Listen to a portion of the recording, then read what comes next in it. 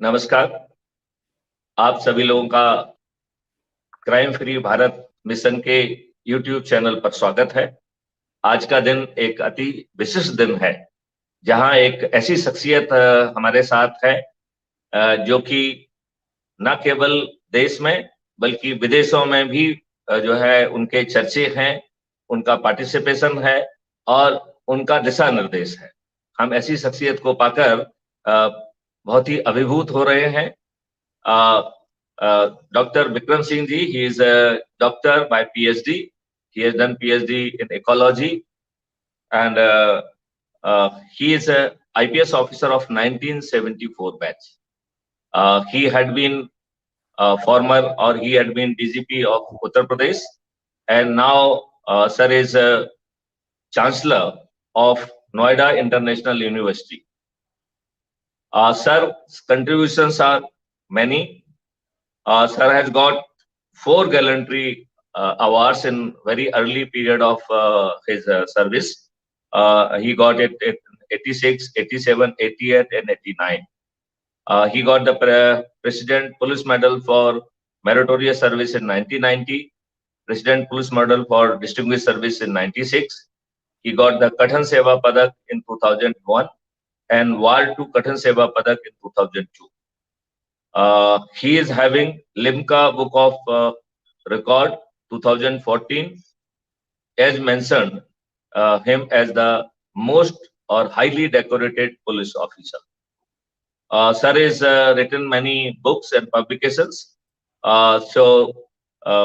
Ecosystem of Central Himalayas, Human Rights and Police, National Award presented by National Human Rights Commission, New Delhi, Chambal Dacoit, Bagis or Bandit, Mewar University Press, ISIS, the Black Canopy of Mental Slaughter. Sir has given many TED talks and influenced youth of the day in the very right direction.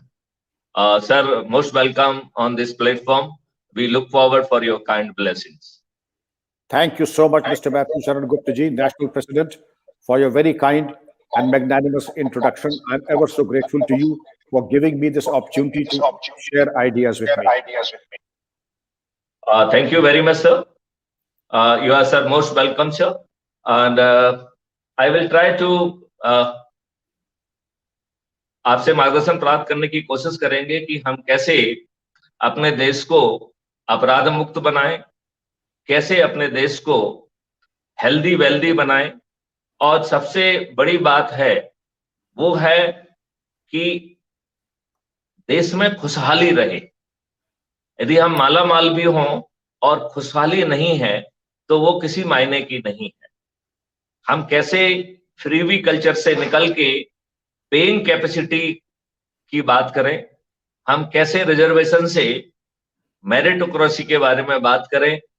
जब तक हम इन बातों को नहीं करेंगे, सही मायने में हम ना तो इंडिपेंडेंट होंगे और विशेष तौर पर आर्थिक रूप से इंडिपेंडेंट नहीं होंगे। सर, चूंकि क्राइम फ्री भारत कहीं ना कहीं पुलिस रिफॉर्म से जुड़ा हुआ है, पुलिस के एम्पावरमेंट से जुड़ा हुआ है। आज की पुलिस जो है सर, विभिन्न जो है ना समस्याओं से जूझ रही है। आज की पुलिस को एक बड़ी चुनौती है कि वो कैसे बढ़ती हुई चुनौतियां, बढ़ती हुई टेक्नोलॉजी, बढ़ते हुए cyber crime, pornography, legal illegal arms, drug narcotics, terrorism, white collar crime, इतने बड़े बड़ी चीजें जो पुलिस वाला जो है इस नौकरी में आया था, उसने सोचा था कि एक डंडा होगा और डंडे से काम चला लेगा, लेकिन संभवतः आज की पुलिसिंग डंडे की पुलिसिंग नहीं हो सकती है। आज की पुलिसिंग इंटेलिजेंट पुलिसिंग होना बहुत आवश्यक है, उसके बिना कोई जो है वो नहीं है। तो कैसे जो है हम क्राइम फ्री भारत को इस्टेब्लिश करें, कैसे हम देश में रेवेन्यू स्ट्रीम्स बढ़ाएं, कैसे पर कैपिटा इनकम 3 गुना से ज्यादा बढ़ाएं, इन सब जो है ना चुनौतियों में आपके मार्गदर्शन की अपेक्षा है।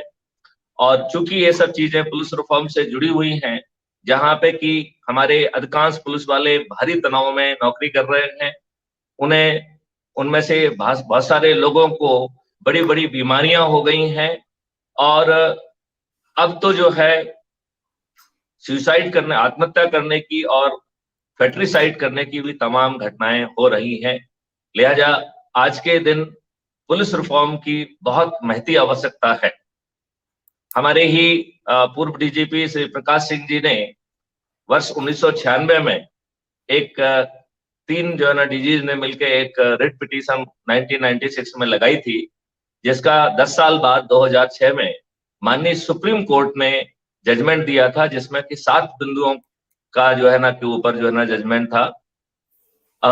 आज ये सामयिक होगा कि मैं सर आपको सुनना चाहूंगा कि इस अपेक्स कोर्ट का जो इतना बड़ा जजमेंट था, जिससे कि ऐसी अपेक्षा की गई थी कि पुलिसिंग में आमूल चूल जो है सुधार आ जाएगा, और पुलिसिंग में जो एक पॉलिटिकल इंटरफेरेंस की बात कही जाती है, एटलीस्ट उस पर काफी हद तक लगाम लगेगी, और पुलिस अपना कार्य संवैधानिक दायित्व, कानूनी दायित्व बिना किसी भय और बिना किसी डर के और बिना किसी जो है भेदभाव के उसका निर्वहन कर पाए। सर मैथिली शरण जी, आप स्वयं एक अत्यंत उच्च शिक्षा प्राप्त, प्रतिभा के धनी, चिंतनशील पुलिस अधिकारी रहे हैं और राष्ट्र के एक गौरवशाली नागरिक हैं। आपके लिए पुलिस की दशा और दिशा के ऊपर चिंतित होना और उसके ऊपर कार्य करना ये बिल्कुल ही औचित्यपूर्ण है। आपने सही कहा, श्री प्रकाश सिंह और श्री एन के सिंह ने 1996 में रिट पिटीशन दाखिल की। 2006 में 7 बिंदुओं पर माननीय सर्वोच्च न्यायालय ने व्यवस्था दी कि इसके बारे में कार्रवाई की जाए, लेकिन एक serving chief justice of India ने यह कहा, what can I do when the chief ministers of the country are not cooperating. एक अन्य चीफ जस्टिस ने सर्विंग ये कहा, police reform seem to be going on forever. तो ऐसी असहज स्थिति, सब चाहते हैं कि पुलिस सुधार हो, लेकिन ग्राउंड के ऊपर पुलिस सुधार दृष्टिगोचर नहीं हो रहा है। कमियां कहाँ हैं?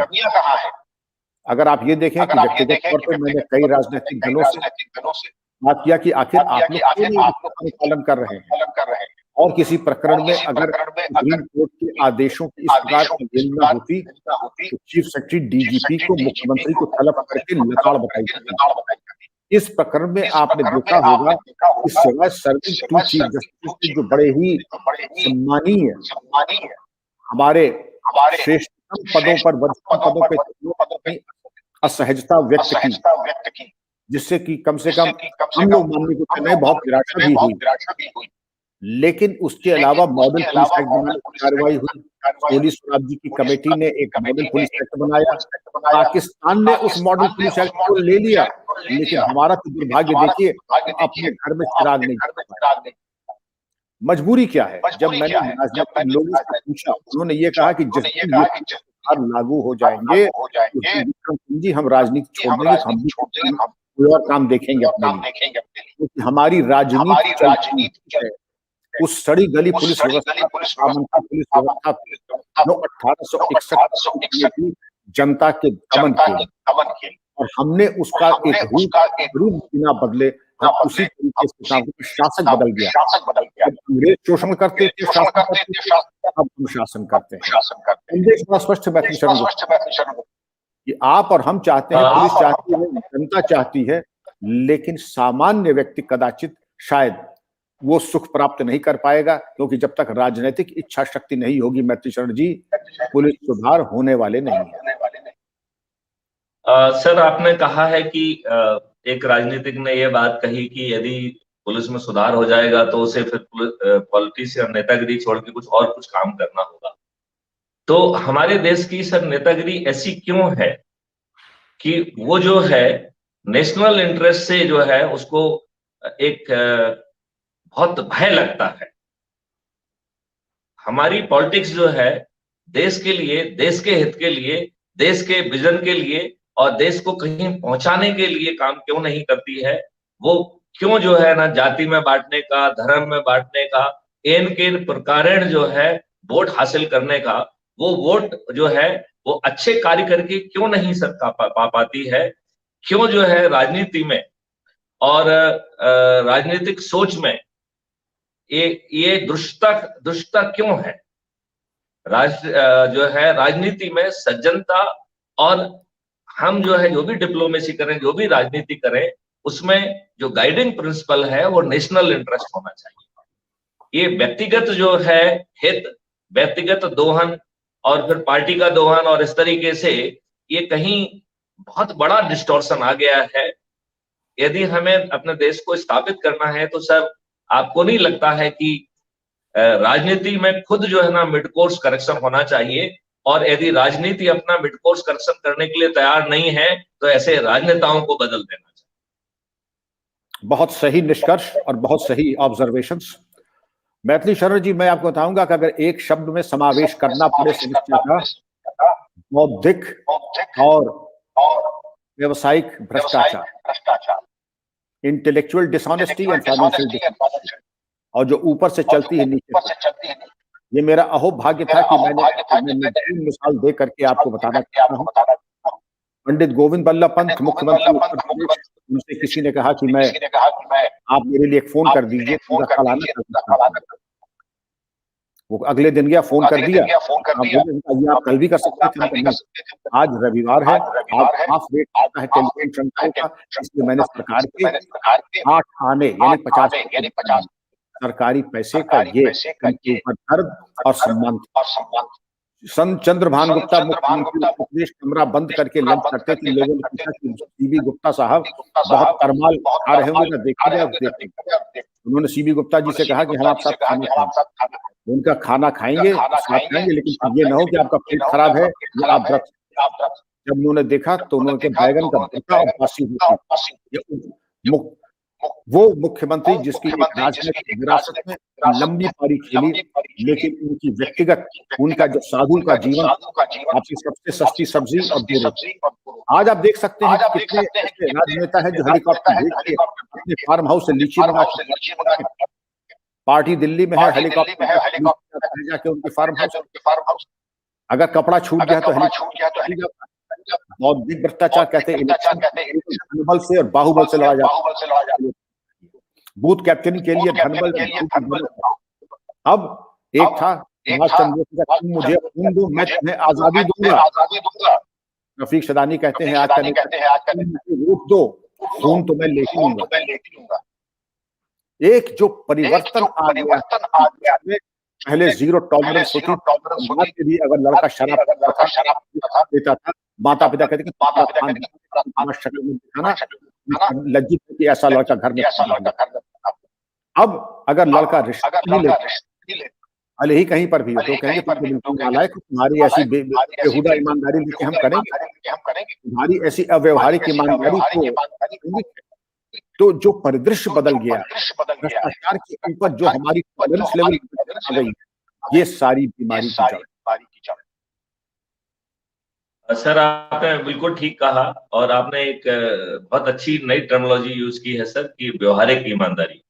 और मैं इससे I couldn't agree less sir, क्योंकि मुझे क्या लगता है कि हेलीकॉप्टर भेज के जो है लीची मंगा लेना, कपड़े मंगा लेना, इसको कुछ देर के लिए मैं पर्क मानने के लिए तैयार हूं। हम इस प्रश्न में नहीं जाना चाहेंगे कि सही है या गलत है, लेकिन मेरा कहने का मतलब है इन छोटी मोटी चीजों को हम परिदृश्य से हटा लें और हम इसे उन पदों का एक पर्क मान लेते हैं थोड़ी देर के लिए, और इस छोटी डायमेंशन में न जाके हम राष्ट्रहित की डायमेंशन की बात कर रहे हैं, हम इकोनॉमी की बात कर रहे हैं, हम जो है देश के विजन, मिशन और हम कहाँ पहुंचना चाहते हैं। जैसे अमेरिका में उसमें प्रेसिडेंट ने कहा कि हम 10 साल में इस तारीख को चंद्रमा पर पहुंचना चाहेंगे, और अमेरिका चंद्रमा पर पहुंचा। तो क्या हमारे विजनरी ये इस तरीके के स्टेटमेंट देके वहां नहीं पहुंच सकते हैं? हमें आज ही जो है ट्रांसपेरेंसी इंटरनेशनल का सर एक वीडियो देख रहा था, जिसमें उन्होंने कहा कि भाजपा जो है वो जो है करप्शन को दूर करने के मुद्दे पे जो है ना शासन में आई है, और अभी जो नया सर्वे है उसमें करप्शन में भारत नंबर 1 पर आया है। तो ये हम कहाँ पे अपनी यात्रा फिक्स कर रहे हैं, हम कहाँ पहुंचना चाह रहे हैं और हम कहाँ जा रहे हैं, क्या इस समय कुछ मिड कोर्स करेक्शन की सर आप गुंजाइश देख रहे हैं, और यदि वो गुंजाइश है तो वो गुंजाइश कैसे हासिल की जाए, जहां पे कि कॉन्फ्लिक्ट की बजाय कोलैबोरेशन एक रास्ता हो, क्योंकि कॉन्फ्लिक्ट से कुछ हासिल होने वाला नहीं है, कॉन्फ्लिक्ट में बहुत एनर्जी सब वेस्ट होती है। तो क्या हम कॉन्फ्लिक्ट्स और कंपटीशन से हटके कोलैबोरेशन वाली मैकेनिज्म पे पहुंच जाएं। आज नेगेटिव चीजों के लिए कंपटीशन हो गया है, और यदि जब भी कोई नेगेटिव बात की जाती है तो वो दूसरे की नेगेटिव बात करने लग जाता है। वो जो है अच्छी बात कहने की बजाय कि तुम तो तू तू यदि मेरे साथ कुछ गड़बड़ था तो तेरे बाप के साथ गड़बड़ है, उसके बाप के साथ गड़बड़ है, उसके साथ बाप के साथ गड़बड़ है, हम क्यों बापों के पास जा रहे हैं। हम सीधी सीधी देश के लिए क्या अच्छा है उस नेशनल इंटरेस्ट की बात क्यों नहीं कर रहे हैं। क्या क्या जो है देश की राजनीति में मिड कोर्स करेक्शन संभव है, कैसे होगा, क्या होगा सर? आपके इतने लंबे अनुभव से यदि आप कुछ उस पर रोशनी डालेंगे तो संभवतः क्राइम फ्री भारत को भी फायदा होगा, और जो लोग अभी और बाद में सुनेंगे उन्हें भी उसका फायदा मिलेगा सर। निसंदेह मैथिली शरण जी, समाधान ही एक मार्ग है, क्योंकि कटुता से, वैमनस्यता से, संघर्ष का तो पक्षधर मैं भी हूं, लेकिन सकारात्मक विध्वंसात्मक संघर्ष का नहीं।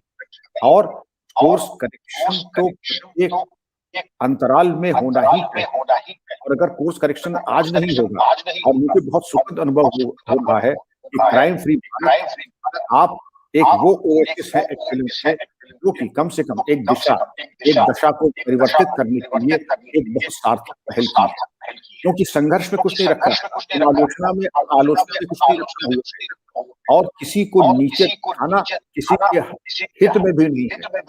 बेहतर ये होगा कि हम समस्या की चर्चा तो करें, लेकिन किसी को नीचा दिखाने के बजाय हम समाधान करें। और समाधान, जैसे आपने दिशा निर्देश दिया है कि किसी कीचड़ में कमल कैसे निकल सकता है, और कमल कीचड़ में ही निकलता है, क्योंकि कीचड़ में से अगर नहीं होगा तो कमल भी नहीं होगा। आज जिस रसातल में हमारी जो व्यवस्था और जो हमारी सोच है, चिंतन है, कि विराट सोच, आपने कहा कि अमेरिका ने कहा कि 10 साल बाद हम चांद पे पहुंचेंगे, लेकिन वो तब होगा जब हमारी सोच विराट होगी, फिर हमारा क्षितिज विराट होगा। लेकिन अगर हमारा चिंतन होगा मात्र भ्रष्टाचार में, तो हमारा चिंतन भी वैसे ही होगा जैसे कि एक भ्रष्ट बुद्धि होती है। तो भ्रष्ट बुद्धि केवल धनोपार्जन की बात कर सकती है, रिश्वत की बात कर सकती है, वो किसी के विकास, राष्ट्रहित की बात उसको कल्पना शक्ति की उड़ान में ही नहीं है। और अगर उसको उतना आगे जाना है और राष्ट्रहित की जाना है तो उसको इसके ऊपर उठना पड़ेगा, अन्यथा यही संपत्ति जो भ्रष्ट आचरण से प्राप्त की गई है, वो विपत्ति उसके लिए बनने वाली है। आज नहीं कल विपत्ति बनेगी, और वो अर्थ जो है अनर्थ वाला है। तो वो पहले तो अर्थ को आया है तो उसको विपत्ति, तो सारा उसका ताना बाना है, उसको कमाने में, बचाने में, मारने में लग जाता है। आपको देश का और पुलिस का नेतृत्व और जो हमारे मार्गदर्शक चुनना है, जो हमारा तो हमारे को मार्गदर्शन करते हैं, जो ऐसा मार्गदर्शन करें हो राष्ट्रहित और हित का। और ये नहीं कि संभव है हमारे पास की कभी, उनको अवसर दे दें, मंच पे सम्मानित करें, और ऐसे प्रयोग जैसे क्राइम फ्री भारत है उसको आगे ले आए। क्यों नहीं हो सकता, में ही कमल खुलता है। Sir, thank you very much sir. आज सर देश विगत 3 महीने से लगभग किसान आंदोलन से जूझ रहा है, और 3 बड़े एक्ट लाए गए हैं, और वो एक्ट जो है मैं कहूंगा कि सामयिक भी हैं, उसमें बहुत सारे जो सुधार हैं, उससे काफी सुधार होगा, ये भी नकारा नहीं जा सकता है। लेकिन यदि हम इन तीनों एक्ट के पीछे की मंशा देखें तो वो सीधी एक मंशा है कि किसानों की जो इकोनॉमिक हालत है उसमें बहुत सुधार आएगा, शायद उनकी आमदनी दुगनी या उससे भी ज्यादा हो जाएगी। अब आमदनी के 2 ही तरीके हैं, या तो हम कॉस्ट ऑफ एग्रीकल्चर को कम करें, या जो प्रोसीड है उसको हम हायर रेट पे बेचें। मेरे ख्याल से सरकार को निश्चित तौर पे इस बात का विश्वास होगा कि आने वाले समय में जो रेट हैं वो एमएसपी के दुगने जाएंगे या तिगने जाएंगे, और उसी माध्यम से सुधार भी संभव होगा। यदि सरकार का ऐसा मानना है तो एमएसपी के नीचे खरीदारी को कॉग्निजेबल, नॉन अवेलेबल और मिनिमम पनिशमेंट ऑफ 5 ईयर या 7 ईयर का ऑफेंस क्यों ना बना दिया जाए, जिससे कि किसान को इस बात का जो है ना ढाढ़स बना रहे कि कोई कॉकस उन्हें घेर कर ईस्ट इंडिया कंपनी की भांति उन्हें बंधुआ मजदूर बना लेगा, उनके प्रोसीड्स को बहुत हल्के फुल्के दामों में खरीद लेगा और उनकी हालत बद से बदतर हो जाएगी। कहीं ना कहीं मुझे लग रहा है कि किसानों के दिल में ये कोई ना कोई संदेह है इसमें। तो आपको सर इस बारे में क्या कहना है, सरकार को क्या करना चाहिए? मुझे लगता है कि क्राइम फ्री भारत ये तब संभव होगा जब कानून व्यवस्था की स्थिति अच्छी होगी, देश में सौहार्द होगा, देश में विश्वास होगा और देश जो है एक डेफिनेट मार्ग पर चलेगा और अपने सभी यूथ को इन्वॉल्व कर पाएगा। मैथिली शरण जी, मैं खुद भी किसान परिवार से हूं और पारंपरिक तरीके से मेरे परिवार ने खेती किसानी की है। मैं अपने हैंड्स ऑन अनुभव से ये आपको बता सकता हूं, इनके ऊपर बहुत चिंतन के बाद ये नियम लाए गए हैं और किसानों के हित में है। आप किसी भी किसान से पूछिए, मैं पूछता भाई तुम जो आंदोलन में जा रहे हो तो तुम क्यों जा रहे हो, क्या तुमको शिकायत है? लगभग उत्तर वैसे ही था जैसे सीए का था कि हमको ये बताया गया है कि ये किसानों के विरोध। क्या विरोध है ये मैं नहीं जानता हूँ। मुझे आज तक ऐसा कोई किसान नहीं मिला जो बता सके कि हमको क्या इसमें कठिनाई है। दूसरी चीज ये है कि एमएसपी से नीचे खरीदने में अगर कोई व्यक्ति कानून तोड़ता है, पहले हमारे कमोडिटीज एक्ट था, और ये एक्ट्स और कानून इसलिए लाते हैं कि किसानों के या अन्य किसी हितों पर किसी प्रकार का अगर आघात होता है, आक्रमण होता है, तो उसके माध्यम से उसकी हितों की रक्षा की जाए। मुझे कोई संदेह नहीं है, किसानों के पास हजार विकल्प है अपना माल और गल्ला कहाँ बेच सकते हैं। और ये कोई जरूरी नहीं कि हम मंडी में ही, ये भी कोई जरूरी नहीं कि अगर हम गन्ना तो हम जाके के मिल में ही जाके बेचें, जहाँ पर 360 रुपए क्विंटल मिल, हम कहेंगे 400 रुपए दो या 450 रुपए दो। कोई जरूरी नहीं है। हम गुड़ बना सकते हैं, दे सकते हैं, बाजार में बेच सकते हैं। किसानों के पास इतने विकल्प है जिसकी कोई कल्पना नहीं कर सकता। रही एमएसपी से नीचे खरीदने की, आप इसके ऊपर जरा सोचें, क्या ये संभव है आज के युग में कि कोई एक संगठित गिरोह बनाकर एक दो किसानों का तो शोषण हो सकता है, लेकिन जनपद के समस्त किसानों का गन्ना कोई ऐसा संगठित गिरोह के खरीद ले या पूरा गेहूं और धान खरीद ले, शायद ये मेरी सूचना ये नहीं है। लेकिन अगर होता है तो प्रशासन की ऐसी परिस्थितियों को भली भांति दे सकता है। एसेंशियल कमोडिटी एक्ट के नहीं, एसेंशियल सप्लाईज का जो प्रावधान नेशनल एक्ट के अंतर्गत है उसके अंतर्गत, और अन्य जो संगत धारा है अंतर्गत। सर आपने बहुत ही अच्छा उत्तर दिया सर, और मैं सर आप किसान भी हैं और किसानी को बहुत गहराई से समझते हैं। किसानों के जो अंतर भाव है उनसे आपका सीधा जुड़ाव है, लेकिन यदि किसी ने उसको बरगलाया है तो क्या कह के बरगलाया? यही कह के बरगलाएगा ना कि आपके हालत खराब हो जाएंगे। हालत कब खराब होंगे? जब आपको अपनी क्रॉप का सही प्रोडक्शन नहीं मिलेगा। तो गवर्नमेंट जो है ना, ये बहुत अच्छा है ये कहने की बजाय 1 2 3 4 क्या क्या इश्यूज हो सकते हैं, और उन इश्यूज में लीगल जो है आश्वासन भी आए और इकोनॉमिक और फाइनेंशियल आश्वासन भी आए। जरूरत पड़े तो इसके लिए एक फंड बनाया जाए और उस फंड से जो है एमएसपी के तहत जो है खरीदारी हो, और यदि कोई व्यक्ति जो है एमएसपी के नीचे खरीदने की कोशिश करता है या मजबूरी के तहत जो है ना खरीद लेता है, तो उसके लिए उपाय किए जाए। और सर एक बात तो मैं कह रहा हूं कि मैं इसका डिजिटल जो है पूरा डिजिटल मार्केटिंग का एक फंडा निकाल सकता हूं, जिससे कि किसानों को टॉप मोस्ट प्राइस मिलेगी। और बेसिकली सर मेरा इसमें एक सोचना और भी है कि एग्रीकल्चर में डिस्टॉर्शन आ गया है। शायद उस समय की ये आवश्यकता रही कि जब हमारे पास इतना खाद्यान्न पैदा नहीं होता था कि और हमारा पेट खाली था, हम जो है अनाज के लिए दूसरे देशों में जाके उनसे अनाज की मांग करते थे। उस समय की हरित क्रांति जो फर्टिलाइजर और पेस्टिसाइड इनके साथ आई, उस समय के लिए वो ठीक था। आज जो है हमारी हालत भिन्न है। हम हर्बल और ग्रीन, यदि हम जो है वो एग्रीकल्चर को लाते हैं, क्योंकि कहीं ना कहीं इसमें मैथोलॉजिकल सपोर्ट भी है। सर, आपको जैसा मालूम है कि गाय के गोबर में लक्ष्मी विराजित है, तो हमारा जो ध्यान है वो दूध और दूध से घी और उस चीज पे ना जाके, मुझे लगता है कि हमारा कंसंट्रेशन गाय के यदि गोबर पे चला जाएगा तो गाय का भी कल्याण होगा। गाय के प्रति जो हमारी भावना है वो दूध देते समय और दूध नहीं देते उस समय नहीं बदलेगी, और हमारी माली हालत इंप्रूव कर जाएगी। गाय के गोबर में ऐसे बहुत सारे जो है गुण हैं जो कि हमारी सॉइल को ट्रांसफॉर्म कर सकते हैं।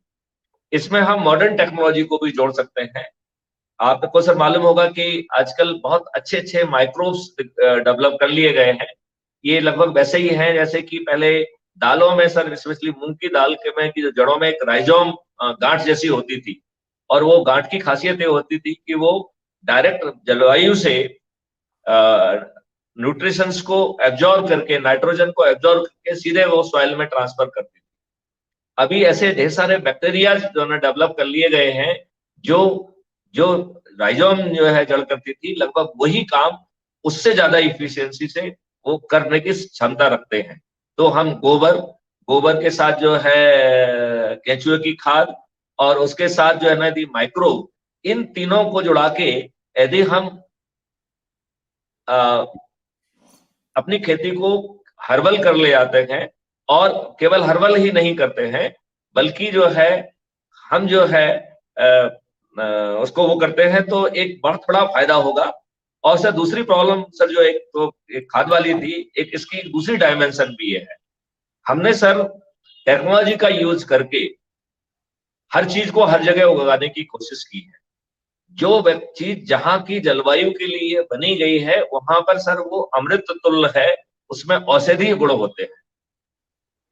ये केवल भारतवर्ष है जहां पे कि हर तरह की जलवायु है, हर तरह की यहाँ हर्ष पाई जाती है, औषधियां पाई जाती है, संजीवनी पाई जाती है, केसर पाई जाते हैं, कश्मीर के जो है एप्पल पाए जाते हैं, जो अपने आप में जिनका स्वाद जो है विश्व के किसी अन्य जो है ना फल से एकदम भिन्न और बहुत अच्छा होता है।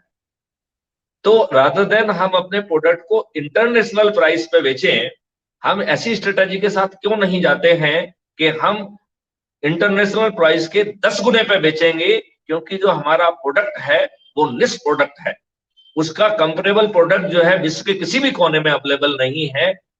हमारे इकोनॉमिस्ट उस पे क्यों नहीं चलते?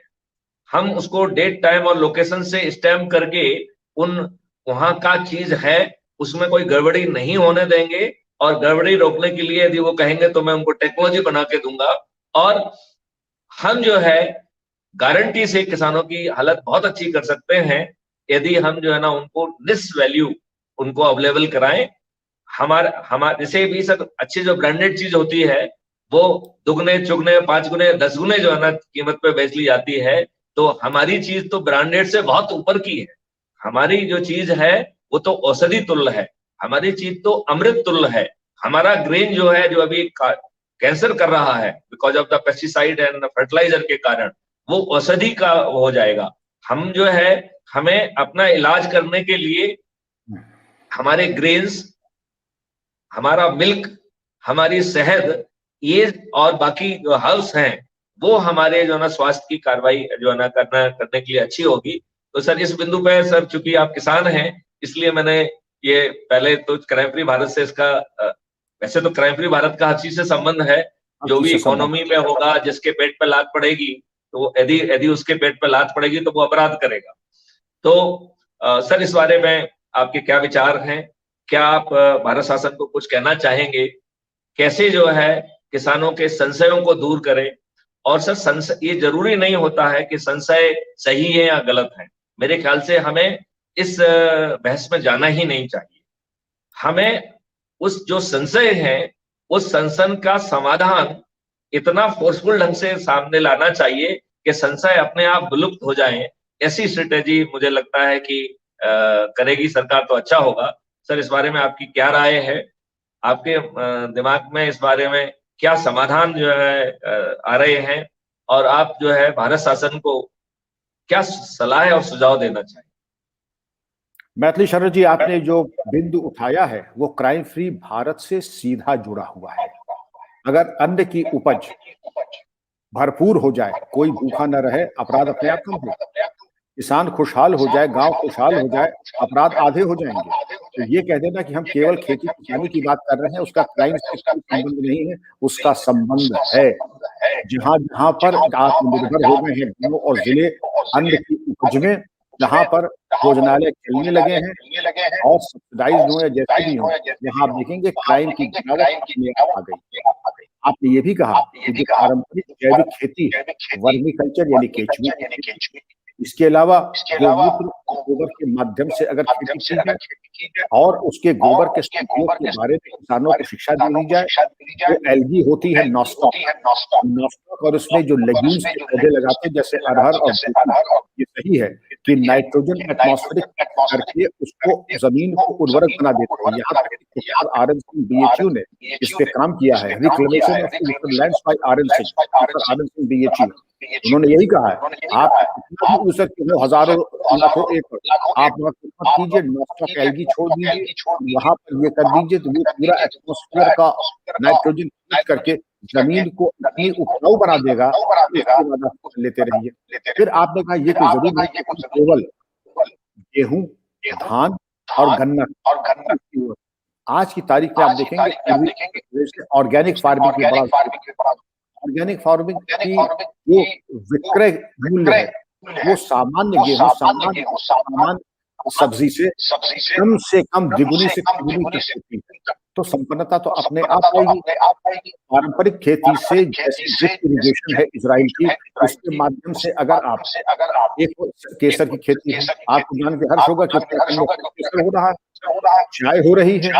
इसके अलावा एक वो आता है जिसको कहते हैं हम मशरूम, जिसको हिंदी में गुच्छी कहते हैं और अंग्रेजी में पेजाइजा कहते हैं। उसकी कीमत है करीब 30,000 रुपए किलो, लगभग सोने के दाम की।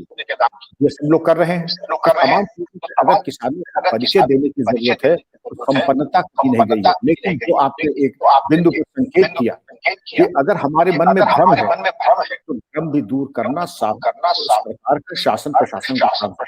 आप ऑपरेशन में जा रहे हैं, हमारी टुकड़ी के प्लेटून के कंपनी की अगर शंका है, निर्मूल है शंका, लेकिन बिना शंका को समाधान किए, निर्मूल किए अगर मुठभेड़ में गए लेने के देने पड़ सकते हैं, दुर्घटनाएं हो सकती हैं। लेकिन जैसे CAA एजिटेशन में आपने देखा था, वो लंबे चल गए थे और उनकी शंका समाधान में सरकार ने पहल की, लोगों ने पहल की, NGOs ने पहल की, तो उसमें आपको काफी कामयाबी मिली। किसान आंदोलन में हमारी नहीं, बल्कि मुझे दिखाई ये पड़ रहा है कि दिखाई पड़ रही है और उसकी वजह से एक एटीट्यूड हार्डन हो गए। अगर आप जैसे IT रिलेटेड सर्विसेज, एक किसान के पास मोबाइल फोन होता है, आप ये कह सकते हैं कि FAQ, फ्रीक्वेंटली आस्क्ड क्वेश्चंस, आप अपने फ्रीक्वेंटली आस्क्ड क्वेश्चंस हम आपकी भाषा में सरल कर देंगे। आपके मोबाइल फोन पे हम कर देंगे 3 नियमों से आपको क्या लाभ है, कोई हमें ये बता दे हानियां क्या, हानियों का हम उत्तर देंगे। इसके अलावा हम किसान चौपाल हर शहर तहसील करेंगे, जहां पर पढ़े लिखे लोग, शासन प्रशासन के लोग, कृषि विभाग के लोग जाकर के समाधान करेंगे। फिर बुकलेट्स बनेंगी। लेकिन जितनी बातें मैं आपने कही, जितनी बातें मैं निवेदन कर रहा हूँ, ये ग्राउंड पे नहीं रही है, क्योंकि हो जाना चाहिए था। कहीं भी कोई ऐसी समस्या हो रही है, आज ये कहा जा रहा है आंदोलन करने, हमारे कह रहे हैं इसलिए हम क्यों ट्रैक्टर लेके जा रहे हैं, क्योंकि ट्रैक्टर लेके जा 40 लाख ट्रैक्टर लेके हम रखा है। 26 जनवरी के दिन जो दुर्व्यवस्था हुई, अब उसके बाद ये मंसूबा संसद में जाएंगे, ये सब चीजें नहीं होनी चाहिए। सर आपने बहुत ही सुंदर उत्तर दिया सर, उसके लिए हम आभारी हैं। लेकिन सर देखिए सर, विदेशों की जो यूनिवर्सिटीज हैं, वहां पे कोई भी रिसर्च होती है, जैसे अब ये प्रोफेसर की आप बात कर रहे थे कि बीएचयू के प्रोफेसर ने रिसर्च की और ऐसा ऐसा किया, तो अमेरिकन यूनिवर्सिटी में ये देखा गया है कि वहाँ जो रिसर्च होती है, वहाँ के प्रोफेसर उसको स्टार्टअप में, उसको कंपनी में करके एज ए प्रोडक्ट जो है पब्लिक के सामने लाते हैं। तो और हमारे यहाँ पे हर चीज में हम लोग ज्ञान बढ़ाने लग जाते हैं। Awareness awareness awareness awareness sir आज की समाज का उत्तर ही नहीं है। आप सर याद करें सर, बचपन में घरों में सर पापड़, अचार, ढेर सारे वैरायटीज के बनते थे सर। आज किसी के पास समय नहीं है सर। आज मैगी का जमाना है सर, आज जो है ना पिज्जा पिज्जा का जमाना है, आज जो है ना केएफसी का जमाना है, आज जो है ना सर। तो वो चीज आपके स्वास्थ्य के लिए अच्छी है खराब है ये कोई देखने के लिए तैयार नहीं है। लोग आज जो है आज की फास्ट लाइफ में सॉल्यूशन चाहते हैं, ज्ञान नहीं चाहते। तो जो सर आप बात कर रहे हैं, यही जो प्रोफेसर साहब हैं, इनके अध्यक्षता में कुछ स्टार्टअप हम सर खुलवा देते हैं सर, और हम पूरी इंडिया में उसके लिए जो है ना कितना जरूरत है उसके हिसाब से सर, चाहे वो एल्गी हो, चाहे सर गोबर की खाद हो, चाहे उसके लिए जो है ना हम माइक्रो कल्चर की बात हो, हम जो है सर उसको एस्टिमेट करें और उसकी प्रोडक्शन की कैपेसिटी करें, और सबसे कम और सबसे अच्छी चीज लोगों के खेत तक पहुंचाएं। यदि उनके लाभ की चीज होगी, वो उपयोग करेंगे, तो आज सर जो है ना, जो कि फर्टिलाइजर और पेस्टिसाइड जो कि इतना नुकसान कर रहा है, जिससे कि हमारा अंडरग्राउंड वाटर लीच हो रहा है, उसके लिए भी किसान जो है ना आंदोलन करते हैं। गवर्नमेंट जो है ना, सेंट्रल गवर्नमेंट को चिट्ठी लिखती कि हमारे किसानों को फर्टिलाइजर नहीं मिल रहा है। यदि ये फर्टिलाइजर जो हम पैदा करेंगे तो इसकी लागत भी बहुत कम होगी, और ये तो मिट्टी को सोना बना देगा, और उससे जो पैदा वाली जो क्रॉप है उसे औषधि और अमृत बना देगा। हम जो इतनी सारी ऑटोनोमस डिसीजेस को झेल रहे हैं, संभवतः सर उसको झेलने की जरूरत नहीं रह जाएगी। तो सर इसके बारे में आपका क्या कहना है कि हम ज्ञान बांटने की जो एक सिस्टम है इसको बंद करें? आपका ज्ञान जो है कोई लेने की स्थिति में नहीं है सर, क्योंकि ज्ञान के लिए जरूरी है वो पात्र होना चाहिए, और पात्र खाली होना चाहिए। हम सब लोग जो है ना सर सिर के ऊपर तक भरे हुए हैं। हम ना तो किसी दूसरे की बात सुनना चाहते हैं, ना उसके आर्गुमेंट को समझना चाहते हैं। तो जब हम किसी चीज को ठीक से सुनेंगे ही नहीं, समझेंगे ही नहीं, आत्मसात ही नहीं करेंगे, तो उसको हम एक अच्छे प्रोडक्ट में कन्वर्ट नहीं कर सकते। यदि जो है ये सब इतने अच्छे ढंग से जो है ना हो सकता है, why we should not convert into the product, why we should not have a national demand, why we should not make a system जिससे कि किसानों के उनके खेत तक पहुंच जाए, और इसके लिए कोई एडवर्टाइजमेंट की जरूरत नहीं होगी। और इसमें जो है एक हम छोटा सा ऐप बना के किसानों तक बहुत आसानी से पहुंचा पाएंगे, और ऐसे किसानों की भी मदद कर पाएंगे जिनकी सामर्थ्य नहीं होगी, क्योंकि हम जो है ना इसके लिए चार्ज नहीं करेंगे। और सर जो आपने देखा होगा, गांव में एक सिस्टम हुआ करता था, बार्टर सिस्टम। हर कोई जो है ना किसान को सब सुविधाएं देता है, सब सर्विसेज देता है, और कोई पैसा चार्ज नहीं होता। नाई जो है ना नाई काटता है, लोहा लोहा का काम करता है, तो सब सब अपना अपना काम करते हैं, माली माली का काम करता है। और जब फसल आती है तो जो भी ट्रेडिशन है उसके हिसाब से उनको उनका शेयर मिल जाता है, और गाँव में भाईचारा रहता है, और एक बहुत अच्छा माहौल रहता है। तो हम जहां स्टार्टअप का मॉडर्न कॉन्सेप्ट लाएं, वहां पेमेंट को क्रॉप से लिंक कर दें, और यदि किसी कारण से क्रॉप फेल हो गई है तो हम जो है ना पेमेंट को डिफर कर सकते हैं। That kind of the system we can bring, जहां पे की सहायता हो, जहां पे की बोन होमी हो, जहां पे की सर्विस डिलीवरी हो, और जहां पर एक सोच हो कि केवल हम जो है ज्यादा अन्न ही पैदा नहीं करेंगे, लेकिन वो अन्न जो है वो औषधि तुल्य होगा, और उसके लिए हम इंटरनेशनल मार्केट में जो है कीमत भी वसूल करें। और बिल्कुल सही लोगों में ये ज्ञान, लोगों में सर ये ज्ञान भी होना चाहिए कि बाहर से आया हुआ खाद्यान्न यहाँ पे इंडिया में बिकने वाला नहीं है। लिहाजा हम इंपोर्ट ऑफ ग्रेन के बारे में संशय दिमाग से निकाल दें। यदि हम लोगों को एजुकेट कर पाए कि जो बाहर का ग्रेन है ये जेनेटिकली मॉडिफाइड सीड से बनाया गया है, और ये जो है ना इसमें बहुत सारी नेगेटिव चीजें हैं, जोर से जो है ना फर्टिलाइजर और पेस्टिसाइड का यूज हुआ है, तो यहाँ आकर विदेशी अन्न जो है सड़ जाएगा, उसे कोई खरीदेगा नहीं। सर इसके बारे में क्या कहना है? मैं 2-3 बातें आपके बहुत सारगर्भित वक्तव्य के बाद कहूंगा। पहली चीज, आपको याद नहीं होगा कि आपकी उम्र वो नहीं है, हम लोगों को याद है जब हम क्लास 10 में थे और भुखमरी की हालत थी, तो अमेरिका से एक गेहूं आया था जिसको कहते थे PL480 वाला गेहूं, लाल रंग। वो ऐसा बदस्वाद गेहूं था कि वो जानवर भी नहीं खाता था। वो लाल रंग की रोटी बनती थी, बिल्कुल ईंट के रंग की, और जैसा आपने कहा इतना बदस्वाद, जो लोग भुखमरी की कगार पे थे उनको भी PL480 का गेहूं देते थे, वो भी नहीं खेते साहब। अगर अमेरिका वाला गेहूं तो बिल्कुल हम भूखे मर जाए, हमसे खाया नहीं जाएगा। ये बिल्कुल चमड़े की रोटी बनती है ऐसी। बहरहाल वो युग था, उसका पटाक्षेप हुआ। लेकिन जो आपने कहा कि जो मनमाने तरीके से केमिकल फर्टिलाइजर्स, मनमाने तरीके से फसल उगाना, मनमाने तरीके से पेस्टिसाइड्स का इस्तेमाल करना, पंजाब की जो स्थिति है इतनी भयावह है, एक-एक गांव में आप देखेंगे 50-50 कैंसर से मौतें हो रही हैं। एक गांव में 50 कैंसर से मौतें, पेस्टिसाइड और केमिकल फर्टिलाइजर का इस्तेमाल, ग्राउंड वाटर लेवल का नीचे, ग्राउंड वाटर लेवल का हो जाना कि फैमिली कैंसर से खत्म हो गए। ये एक भयावह स्थिति है, तरफ जा रहे हैं। इस तरीके की खेती का क्या लाभ है? आपने वाटर की बात की, वाटर की बात गांव में आज भी जहां पर मेरे गांव में है, अगर खेती अच्छी होगी, फसल अच्छी हो गई, अगर मिलना चाहिए 30 किलो तो 30 किलो 35 किलो दे दिया जाता है। और अगर फसल खराब हो गई या कोई अन्य कारण हो गया करता है। ये मालूम है कि आज दूसरी फसल मिल जाएगी, लेकिन हक कहीं जा नहीं रहा है।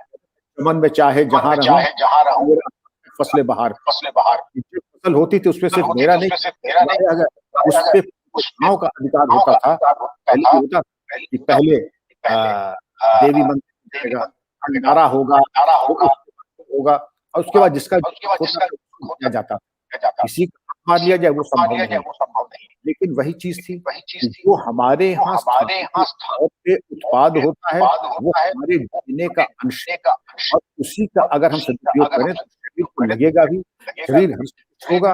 लेकिन अगर प्लास्टिक और कोई निंदा नहीं है, वहाँ के अगर फल खाएंगे, कीवी वगैरह या वहाँ की चीजें खाएंगे तो शायद उतना लाभकारी नहीं है। हम यहाँ के अपने आम, केला, अमरूद और इस तरीके की चीजें खाएं और उसके तमाम गोचर हो रहे हैं। आपने एक बात कही कि यूनिवर्सिटी किस तरीके से एक माइंडसेट होता है, कि किस प्रकार हम अर्थव्यवस्था के किसानों की अर्थव्यवस्था को सुदृढ़ करें। अगर माइंडसेट केवल एक रिसर्च है, ये तो आपने कहा है, लेकिन आज भी मैं यूनिवर्सिटी में जुड़ा हुआ हूँ, किसी के जहन में, माइंड में ये बात नहीं है कि ऐसा काम करें जिससे मेरा पब्लिकेशन न हो, बल्कि किसान का भला हो, गांव का भला हो, जिले का भला हो, देश का भला हो।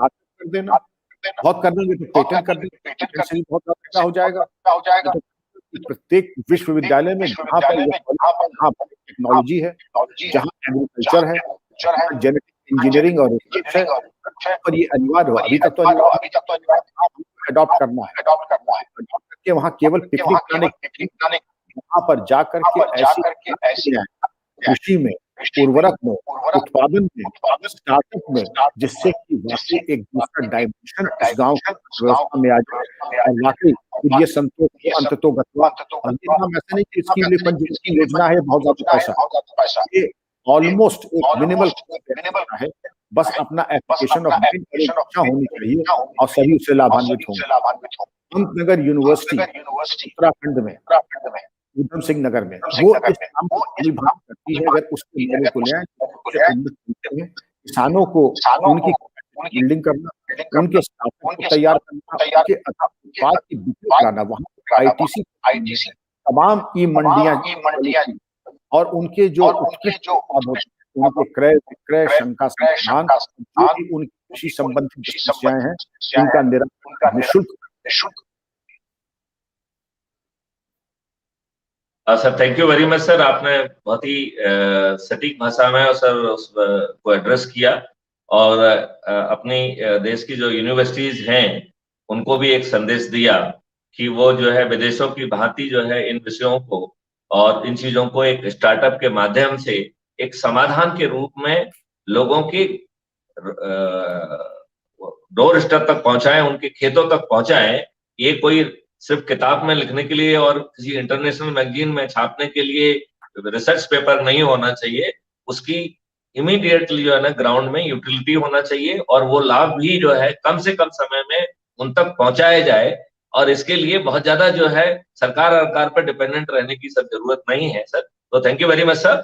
अब हम सर पुलिस की मेन प्रॉब्लम की तरफ जा रहे हैं सर, कि आज के दिन की जो पुलिसिंग की समस्या है उसका मूल कारण कहाँ है? क्या कानून एक कारण है, या हम कानून का ठीक ढंग से पालन नहीं कर रहे हैं वो एक कारण है, या हमारी जो लीडरशिप है वो जो है एक स्ट्रॉन्ग लीडरशिप के बतौर जो है पुलिस फोर्स का मार्गदर्शन नहीं कर पा रही है, वो कहीं चाटुकारिता में, कहीं ना कहीं जो है डिससर्विस में, अपने व्यक्तिगत लाभ के लिए कि उसे जो है अच्छे पद मिल जाए, या उसे रिटायरमेंट के बाद जो है ना अच्छा किसी उसका कमीशन का चेयरमैन बना दिया जाए या कहीं का गवर्नर बना दिया जाए, इस व्यक्ति या एडवाइजर बना दिया जाए, इस व्यक्तिगत लाभ को छोड़ के देश जो है वो कहीं नहीं है। और यदि कहा जाए तो पुलिस एक सर्विस है, तो जो हमारी जनता जो है, जो विक्टिम है, वो कहीं जो है किसी उसके अरीना में नहीं है।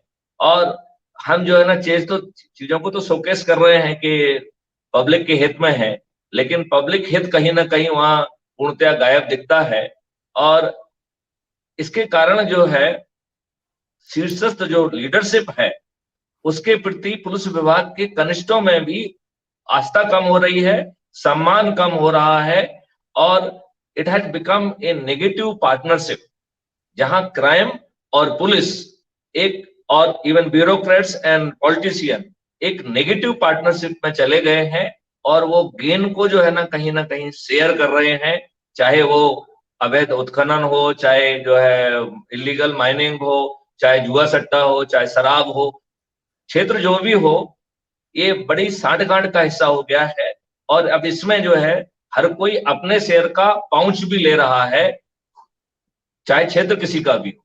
तो कुछ चलाने के लिए कर रहे हैं, कुछ चलवाने के लिए कर रहे हैं, कुछ संरक्षण देने के लिए कर रहे हैं, और सब लोग अपने अपने लोभ और लालच में फंस गए हैं, और पब्लिक जो है ना पूरी तरह से रडार से गायब हो गई है। तो आप जो है ना पुलिस की समस्या को कैसा देख रहे हैं सर, और उसको कैसे डिफाइन करना चाहेंगे? मैथिली शरण जी, ये कहावत है कि there are no bad soldiers, there are only bad generals. मैं इससे पहले कि अधीनस्थ कर्मचारियों के ऊपर कहूंगा, मैं कहूंगा पहला आक्षेप और पहला उत्तरदायित्व नेतृत्व का हो। अगर मैं शॉर्टलिस्ट करना चाहूं तो पहली चीज है हमारे अंदर भ्रष्टाचार। जब मैं सर्विस में आया था 19 जी, तो हमारे जो उन्होंने कहा था पूरे प्रदेश 4 ऐसे आईपीएस जिनकी छवि ऐसी है कि वो सत्यनिष्ठ और ईमानदार नहीं है, और हम लोग सामाजिक दूरी बना के रखते। 2010 में रिटायर हुआ, पता लगा लीजिए शायद अब वो गिनती 4 वाली कहाँ होगी, मैं आपके ऊपर कल्पना कर देता हूँ कि वो कहाँ पहुंच। ज्यादा उस पर टीका टिप्पणी या उसके ऊपर आरोप प्रत्यारोप। दूसरी चीज है लीडरशिप की ग्रोथ। लीडरशिप हमारे यहाँ ये कहते हैं कि एक दफा आदमी आईपीएस में सीखने की जरूरत नहीं है, पढ़ने की जरूरत नहीं। अब वो 30 साल छाती पे मूंग दलेगा कर्मचारियों के बिना पढ़े लिखे। वास्तविकता क्या है, 10 साल के बाद जो आईपीएस का जो यूपीएससी के माध्यम से सेवा में आया, वो शारीरिक रूप से विकलांगता को उपलब्ध हो जाता है। तो अधिकारी ऐसे होते हैं जो कि उनकी एकाग्रता, उनकी बुद्धिमत्ता और उनकी वैसी और ज्यादा होती है। 10 साल में उम्मीद ये की जाती है कि यूनिवर्सिटी का टॉपर है, आज आइए और वो पुष्पित पल्लवित होगा। पुष्पित पल्लवित छोड़ दीजिए कि कोर्स में अगर जाना पड़ जाए, एक निबंध लिखना हो, एक परीक्षा लिखनी हो, तो पसीने छूट जाते हैं। क्या कारण है? जो परिवर्तन आ रहा है टेक्नोलॉजी के प्रति अनभिज्ञ है। दुनिया कहां से कहां पहुंच गया, और अब आज भी लाठी डंडे थर्ड डिग्री ट्रीट करके समझते हैं कि सफल अनावरण अपराधों का होगा। वो जमाने चले गए जब लाठी डंडे के माध्यम से पुलिसिंग होती थी, जबरदस्ती करके लोगों को प्रताड़ित कर करके जबरदस्ती बयान लिखाए जाते थे। टेक्नोलॉजी कहाँ से कहाँ चली गई, और अगर टेक्नोलॉजी कहाँ से कहाँ चली गई, हमारे ईमानदारी से सोचिए माधुशरण जी कि सिपाही से लेके डीजी कितने अधिकारी ऐसे हैं जिनको अगर आप लैपटॉप एक्सेल पे जरा अपने बजट की समीक्षा बना करके बहुत रॉकेट साइंस नहीं कहना, लेकिन मैं मानता हूं कि 1% अधिकारी इसके लिए सक्षम नहीं है कि अपने लैपटॉप को ऑन करके एमएस एक्सेल की शीट के ऊपर अपने बजट या कर्मचारियों की निष्ठा नौकरी बना करके आपको पेश कर, क्योंकि हर चीज पीए ओरिएंटेड। हम ग्रो नहीं किए, हम इंटेलेक्चुअल स्टिमुलेशन हमें नहीं मिला। ये चेंजेस आए क्राइम आईटी एनेबल्ड डायमेंशंस में, उसको नहीं किया। तो क्या हम आज भी अपने जीवन के हैं उसी टेक्नोलॉजी पर बनेंगे? नहीं कर पाए। और इसीलिए एक भयावह स्थिति उत्पन्न हो गई है कि जब कहीं कुछ समस्या आती है तो पहले हम हिट विकेट होते हैं सेल्फ और बाद में हम समाधान, जबकि हमारे पास एक्सपर्ट।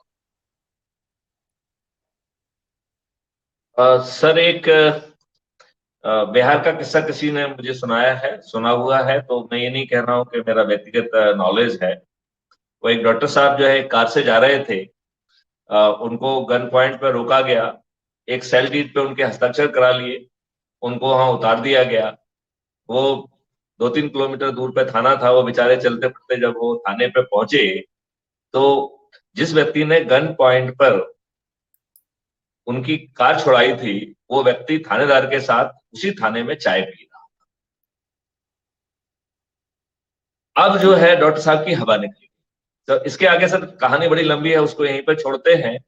तो कहीं ना कहीं जो है लोगों को पुलिस की निष्ठा पे संदेह है। पुलिस जो है में एफआईआर दर्ज नहीं हो पा रही है। सुप्रीम कोर्ट ने ढेर सारे जजमेंट दिए हुए हैं जिनका पालन नहीं हो रहा है, जिसका लबोनाज है कि जो है अब कि यदि संज्ञेय अपराध बनता है तो पुलिस को रजिस्टर करना ही होगा, और यदि कहीं संशय है तो जांच कर सकता है, लेकिन वो जांच इस बात की करेगा कि संज्ञेय अपराध बन रहा है कि नहीं बन रहा है, वो अपराध की जांच नहीं करेगा। लेकिन जमीनी हकीकत दिन प्रतिदिन और कठोर होती जा रही है और उसमें पॉलिटिकल इंटरफेरेंस भी बहुत ज्यादा बढ़ता जा रहा है, और लोगों को ये लगता है कि जो बात पुलिस के पास पहुंच जाएगी वो उसकी होगी कि नहीं होगी, क्योंकि एफआईआर की कॉपी से लेके पुलिस के तमाम जो है ना पर्चे, चाहे वो पुलिस के माध्यम से हो या जो है ना कोर्ट के लोअर कलर्स के माध्यम से हो, लेकिन वो डिफेंस लॉयर के पास सब चीज पहुंच जाती है। तो कहीं ना कहीं, और ये तो एक पक्ष हो गया है जो कि डिफेंस लॉयर के पास जा रही है। यदि ये कहा जाए कि बहुत सारी चीजें अपराधियों के पास पहुंच जाती हैं, चाहे पुलिस का ही डर क्यों ना हो कि भैया हमारी साठगांठ है, देखो टेक्नोलॉजी इतनी तरक्की कर रही है, वहां पे एक मैथुन गुप्ता आए हुए हैं, मालूम नहीं क्या क्या करते रहते हैं, अब तुम सावधान रहो, तुमने गड़बड़ किया और मुझे साला कुछ हुआ तो मैं तुमको ठीक करूँ। तो चाहे वो किसी भय के कारण क्यों ना कर रहा हो, लेकिन ना तो पब्लिक की जो है जो चीजें पुलिस के पास जायज पहुंच रही हैं, ना तो वो सुरक्षित है, ना नॉलेज सुरक्षित है, और ना ही अपराधों का संज्ञान हो रहा है। हम ये नहीं कह रहे हैं कि सर नेगेटिव साठगांठ के कारण ही ऐसा बिल्कुल नहीं कह रहे हैं, लेकिन चाहे हम सेखी बगाड़ने के कारण भी क्यों ना हो, हम जो है ना ऐसी चीजों को जो है ना बखान कर देते हैं जिससे कि अपराधी को बहुत सारी चीजें मालूम पड़ती है। आजकल पत्रकार भी पूछने लग गए हैं कि आपने सीडीआर ली कि नहीं ली, पीएससी ने डाटा लिया कि नहीं लिया, बीएलआर लिया कि नहीं लिया, ये लिया कि नहीं लिया। अल्टीमेटली हम जो है विवेचनाओं की सूक्ष्मता और उसकी टेक्निकल चीज को why we are sharing with the press, why we are, तो चाहे वो अपनी जो है सेखी बगाड़ने के लिए हो या बाही बाही के लिए हो, नेट रिजल्ट ये है कि आपकी स्ट्रेटेजी, आपकी जो है स्किल, आपका ज्ञान, आपका चातुर्य और सामने वाले की इंफॉर्मेशन, ये सब जो है ना कहीं कंप्रोमाइज हो रही है सर। तो क्या इसका एक डिजिटल चित्रगुप्त बनाया जाए, जो कि संविधान में जो 65C एंट्री है लिस्ट 1 में, जो कहती है कि government of India can create formations and agencies for scientific and technical assistance in investigation and detection of crime. तो एक चित्रगुप्त जिसको हमने एक इसका कानून भी सर बना के बीपीआरएनडी के माध्यम से गवर्नमेंट के पास प्रस्तुत किया है, जिसका हमने नाम दिया है national authority for scientific and technical assistance in investigation and detection of crime under entry 65C of the constitution. और इसके साथ ही हम जो है राइट टू प्राइवेसी और अदर गारंटी ऑफ प्राइवेसी भी पब्लिक को दें। चित्रगुप्त नाम जो है ना चुनने के पीछे एक वजह ये थी सर कि जब हम मरते हैं तो चित्रगुप्त जो है ना is accountant general of God, he keeps all your video footage and आपके वीडियो फुटेज आपको दिखा के बताते हैं कि आपने अच्छा किया क्या बुरा किया, लेकिन आपका वीडियो फुटेज वो किसी दूसरे को नहीं दिखाते हैं। तो जो भगवान कर रहा है, जो उसका चित्रगुप्त कर रहा है, let's create a Chitragupta, digital Chitragupta, जिसके पास हर चीज होगी, लेकिन वो आपकी प्राइवेसी को, निजता का भी ध्यान रखेगा, आपको मार्गदर्शन भी देगा, जहां आप भटकेंगे तो उसको एविडेंस को कोर्ट के सामने भी पे पहुंचाएगा, और आपको ना केवल जो है ना सर्टेनिटी ऑफ कॉग्निजेंस होगा, सर्टेनिटी ऑफ डिटेक्शन होगा, बल्कि सर्टेनिटी ऑफ कन्विक्शन भी होगा। सर आपको क्या लगता है कि ऐसे चित्रगुप्त को, ऐसे डिजिटल चित्रगुप्त को पैदा करने का समय आ गया है, जो काफी कुछ 80-90% हमने पैदा कर लिया है, यदि इसमें कुछ ब्लेसिंग मिलती है तो हम इस चित्रगुप्त को जमीन पर उतारने के बिल्कुल नजदीक खड़े हुए। मैथिली शरण जी, ये मैं समझता हूँ कि उस दिन वो भाग्य होगा पुलिस विभाग का यदि चित्रगुप्त प्रोजेक्ट सरकार ने इसका अनुमोदन कर दिया, क्योंकि विवेचना और पुलिस का कार्य उतना ही सेक्रेड है जितना कि कोर्ट प्रोसीडिंग्स, और उसमें जो उसकी पवित्रता को खंडित करता है, पत्रकारों को प्रीमेच्योर डिस्क्लोजर्स, अवांछनीय तथ्यों की जानकारी दे देना, अपराधियों को उसकी प्रतिक्रिया उपलब्ध करा देना, तमाम ऐसी स्थितियां हैं जो कि पुलिस की विश्वसनीयता को धूमिल करती है और उसके ऊपर एक बदनुमा धब्बा बन जाता है। और यही कारण है कि बचाव के रास्ते भी हमने खोल दिए हैं बदमाशों के लिए, आरोपियों के लिए, इसलिए हमारा कन्विक्शन रेट इतना कम है, क्योंकि हमने खुद ही अपने हाथ बदनामी के पूरी इमारत खुद तैयार की। आपने जो चित्रगुप्त प्रोजेक्ट का जिसके ऊपर प्रकाश डाला है, वो इसका एक बहुत माकूल एक समाधान है, और व्यवहारिक भी है, प्रैक्टिकल भी है, और कॉस्ट इफेक्टिव भी है। और इसको जितने जल्द शीघ्र अगर इसको सुनिश्चित करके इसको प्रचलित करें, पायलट प्रोजेक्ट करें, पायलट प्रोजेक्ट की तरह एक राज्य में कर लें, दिल्ली में कर लें, और देख लें जो भी चीजें इसमें आती है व्यवहारिकता और लाने के लिए किसी भी पायलट प्रोजेक्ट में होती है, कि उसमें और सुधार किया जाए, वो कोशिश होती है। Thank you very much sir for your best wishes sir जी। मुझे लगता है कि सरकार जो है ना चारों तरफ से सचेत है और अच्छा करना चाह रही है, पुलिस में और पब्लिक में एक सुरक्षा का माहौल पैदा करना चाह रही है। निश्चित तौर पे जो है, जो इंटेलिजेंस और बाकी जो उनके तंत्र हैं उसके माध्यम से ये बात उन तक जरूर पहुंचेगी, और उस पर वो विचारण करेंगे। यदि वो कहेंगे तो हम उन्हें प्रेजेंटेशन भी देंगे और उनको समझने का मौका देंगे। यदि ऐसा होता है तो देश का काफी भला होगा सर। अब हम अगले क्वेश्चन की तरफ जा रहे हैं सर, कि कानून ने सर हम सभी को एक पुलिस ऑफिसर के बतौर पैदा किया है। ये कानून में लिखा है सर, मैं अपनी बात नहीं कर रहा। यहाँ की जो कानून के जो है, इट इज एक्स्ट्रा ऑर्डिनरी कानून। जब मैं सेक्शन 39 को पढ़ता हूं तो जो कहता है कि even intention to commit crime has to be communicated. So और उसमें वो ये भी कहता है कि साहब देखिए, यदि आप इस अपने एक्स्ट्रा ऑर्डिनरी लीगल दायित्व का यदि आप निर्वहन नहीं करेंगे तो इसमें बर्डन ऑफ इनोसेंस आपको प्रूव करना, it is such A extra ordinary. और यदि आप ऐसा नहीं कर पाते हैं तो आपको प्रोसिक्यूट किया जा सकता है। तो सर क्या और 43 जो सेक्शन है वो भारत के हर नागरिक को, बल्कि वो तो हर प्राइवेट पर्सन को, उसमें नागरिक वर्ड भी यूज नहीं किया गया है, हर व्यक्ति को अधिकार दे रहा है कि यदि उसकी आंखों के सामने कोई कॉग्निजेबल नॉन अवेलेबल ऑफेंस हुआ है तो वो उसे इवन पुलिस की उपस्थिति में भी गिरफ्तार कर सकता है और पुलिस ऑफिसर को सुपर्द करने पे वो उसे रीअरेस्ट करेगा। और यदि मौके पे कोई पुलिस ऑफिसर नहीं है तो वो नियरेस्ट थाने ले जाएगा, जहां पे कि थाने में उसे रीअरेस्ट किया जाएगा। तो यदि हम इन दोनों धाराओं को मिला के कहा जाए तो हर पुलिस वाला जो है वो एक पुलिस जो हर व्यक्ति एक पुलिस वाला कहलाया। इस इतने गुण जो है कानूनी रहस्य को छिपा के क्यों रखा गया? पुलिस ने इसे जनता में क्यों नहीं लाया? गवर्नमेंट ने इसे जनता में क्यों नहीं लाया?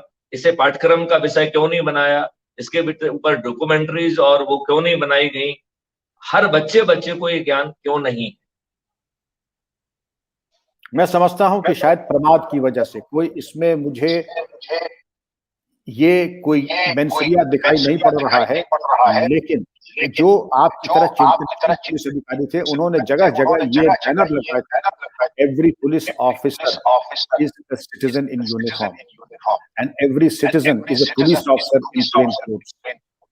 प्रत्येक पुलिस अधिकारी वर्दी में एक नागरिक है और प्रत्येक नागरिक सादे वस्त्रों में पुलिस अधिकारी। लेकिन ऐसे पुलिस अधीक्षकों की डीआईजी की ड्यूटी की संख्या कितनी है? 1% भी नहीं। और जनता को सशक्त बना देना, ये कह देना कि आपके पास पुलिस के समस्त अधिकार हैं सिवाय विवेचना करने के और आरोप पत्र दाखिल करने की, गिरफ्तारी से लेकर के आने ले जाने तक के आपका अधिकार है। विवेचना के बारे में भी यही कि अगर आप दे दें विवेचक को आने में कोर्ट को और लिख देंगे कि इसमें शामिल तफ्तीश कर लिया जाए, तो आप मान के चलिए कि आपका जो शपथ पत्र है, डेबिट है, उसकी शक्ल केस डायरी की मिलेगी और उसकी मान्यता भी केस डायरी से जमा होगी। तो जनता को कितनी दिया है इसको जागरूक करना चाहिए। और जो विकसित देश है सिंगापुर, इंग्लैंड, जापान, वहां पर कम्युनिटी पुलिस को एक दूसरे स्तर पे ले जाया गया है और ऐसी बड़ी फोर्स मल्टीप्लायर जनता बन गई है। कम्युनिटी पुलिसिंग एक वो चीज बन गई है और सारे विश्व में संतोष का विषय है। बीपीआरएनडी के माध्यम से हमारे देश में भी कम्युनिटी पुलिसिंग के ऊपर कई कार्यशालाएं हुई हैं, उसके ऊपर बहुत काम हो रहा है, अनुसंधान हो रहा है। और आप चूंकि बीपीआरएनडी से नजदीकी से काम कर रहे हैं कि कम्युनिटी पुलिसिंग अब कोई एक विकल्प नहीं है, ये एक अनिवार्यता है समाज का। सर आप बिल्कुल ठीक कह रहे हैं सर। कहीं सर यदि ये हमारा संज्ञेय अपराध मेरे नॉलेज में आ गया है और यदि ये सबको जानकारी होगी और सबको मालूम होगा कि संज्ञेय अपराध मुझे बताना पड़ेगा, तो कहीं 154(1) में जो थानेदार का दायित्व है और 154(3) में एसपी का दायित्व है और 156(3) में मजिस्ट्रेट का दायित्व है, तो कहीं जो है ये जानकारी उनके इस इनडिस्क्रिशन को कहीं नेगेटिवली प्रभावित करेगी, ये कोई रीजन तो नहीं है। अदरवाइज आपने सर इतने समय में आपने देखा है कि हमारी इतनी सारी समितियां थी, रक्षा समितियां थी, हम जो ना त्योहारों के समय मिलते हैं, इस पे मिलते हैं। ये इतनी अच्छी बात जो है ना हमने पब्लिक से क्यों शेयर नहीं? और इसमें क्या जैसे क्राइम फ्री भारत की ये सोच है कि जैसे ही हमारा पोर्टल शायद बहुत जल्दी ही लॉन्च होने जा रहा है, तो वो पोर्टल जो है लोगों को एक साधन देगा जिसके माध्यम से संज्ञेय अपराध की जानकारी साक्ष्यों के साथ जो भी उनके पास है, और हम साक्ष्यों के संकलन में भी उनकी मदद करेंगे और डेट टाइम लोकेशन के साथ हम उसको लॉक करके हैश वैल्यू के साथ प्रोटेक्ट करके और ब्लॉकचेन टेक्नोलॉजी से प्रोटेक्ट करके हम भेजने के साक्ष्यों को भी जो है इकट्ठा करते हुए हम उसको 154(1) में एसएचओ के पास भेजेंगे। और एसएचओ से हम जो ये कहना चाह रहे हैं कि हम जो ये जानकारी आपके पास भेज रहे हैं, आपके हाथ जोड़ के नहीं भेज रहे हैं, ये कानून ने हमारे ऊपर एक्स्ट्रा ऑर्डिनरी दायित्व सौंपा है। इस एक्स्ट्रा ऑर्डिनरी दायित्व के निर्वहन में ये संज्ञेय अपराध हुआ है जिसका ये मजनून है, ये साक्ष्य है, ये हम आपके पास भेज रहे हैं और आपसे अपेक्षा की जाती है कि आप भी अपने कानूनी दायित्व का निर्वहन करें 154(1) के लिए। और यदि आप ऐसा नहीं करेंगे तो जो है हमारा सीएफ भी आगे भी चुप नहीं बैठेगा, वो आगे कार्रवाई करेगा। और यदि 154(1) में वो कार्रवाई नहीं करता है तो 154(3) में हम उसी कंटेंट को और बल्कि थोड़ा सा और एविडेंस इकट्ठा करके we will go to the SP and SP से प्रार्थना करेंगे कि भाई this is also your legal responsibility. जब मैं 154(3) को पढ़ता हूं सर, तो मुझे बड़ा एक्स्ट्रा ऑर्डिनरी प्रोविजन ये लगता है। इसमें जो जितनी भी समस्याएं हैं उनका समाधान छिपा हुआ है सर। आज पब्लिक को ये लगता है कि हमारा थानेदार तो सुन नहीं रहा है। हम यदि कोई बात लिख के देते हैं तो उसी थानेदार को जो है ना इंक्वायरी एंड रिपोर्ट भेज दी जाती है। उससे कोई ये पूछने के लिए तैयार नहीं होता है कि भाई साहब इससे संज्ञेय अपराध बनता है कि नहीं बनता है, आपने 154(1) में इसका संज्ञान क्यों नहीं लिया है। ये बात कोई भी वरिष्ठ अधिकारी नहीं पूछ रहा है और मुझे लग रहा है कि वो अपने वरिष्ठ अधिकारी का जो कर्तव्य है उसका निर्वहन ठीक ढंग से नहीं कर रहा है। तो 154(3) और एक दूसरी शिकायत जो है ना पब्लिक की रहती है कि साहब जो है उसी अधिकारी को दे देते हैं जिसके खिलाफ शिकायत करते हैं। तो 154(3) में एक बड़ा इसका मूल जो है ना सर समाधान है जो मैं देख पा रहा हूं, वो कहता है कि एसपी संज्ञान लेगा, एसपी खुद इन्वेस्टिगेट कर सकता है या अपने किसी भी अधीनस्थ को वो इन्वेस्टिगेशन सौंप सकता है और जिस अधीनस्थ को वो इन्वेस्टिगेशन सौंपेगा उसको इस प्रकरण में थानेदार के समस्त अधिकार प्राप्त हो जाए। मतलब very very powerful provision, very very powerful provision. और यदि ऐसा करता है तो जो थानेदार किसी भी कारण से, यदि मान लो थानेदार से हमें पूछे कि आपने संज्ञान क्यों लिया कि मुझे संज्ञान लेना पड़ा, नंबर 1।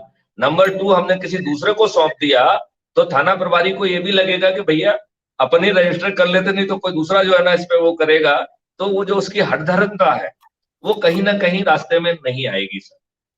तो सीएफबी का ऐसा विचार है यदि 7 दिन में थाना प्रभारी अपना काम नहीं करेगा तो पूरे कंटेंट को डिजिटल प्रूफ के साथ, डिजिटल लॉकिंग के साथ वो एसपी के पास लेके जाएगा और एसपी से कहेगा कि भाई 39 में हमारी एक्स्ट्रा ऑर्डिनरी रिस्पॉन्सिबिलिटी है, लीगल रिस्पॉन्सिबिलिटी है, 154(1) में आपके थानेदार ने जो है ना कार्रवाई की नहीं है, तो आप उसके विरुद्ध जो भी प्रशासनिक और लीगल एक्शन लेना चाहें ले लें।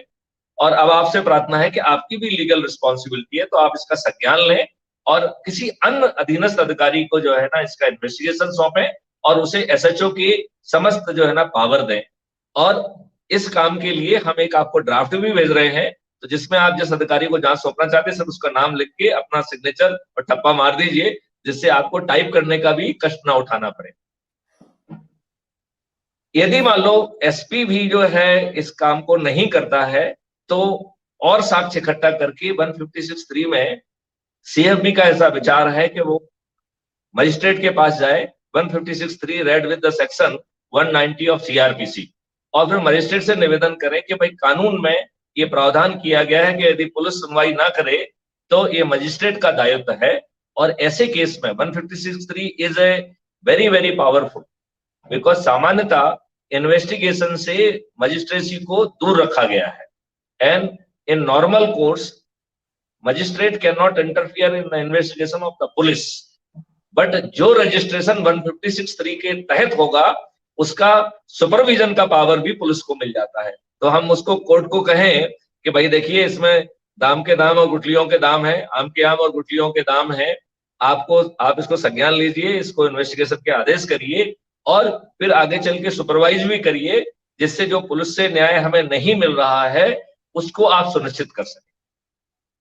अब मोटे तौर पे मान लें कि किसी कारण से हमको मजिस्ट्रेट से भी न्याय नहीं मिलता है, तो उसी सीआरपीसी में 482 में एक्स्ट्रा ऑर्डिनरी जो है पावर हाई कोर्ट को दिया गया है।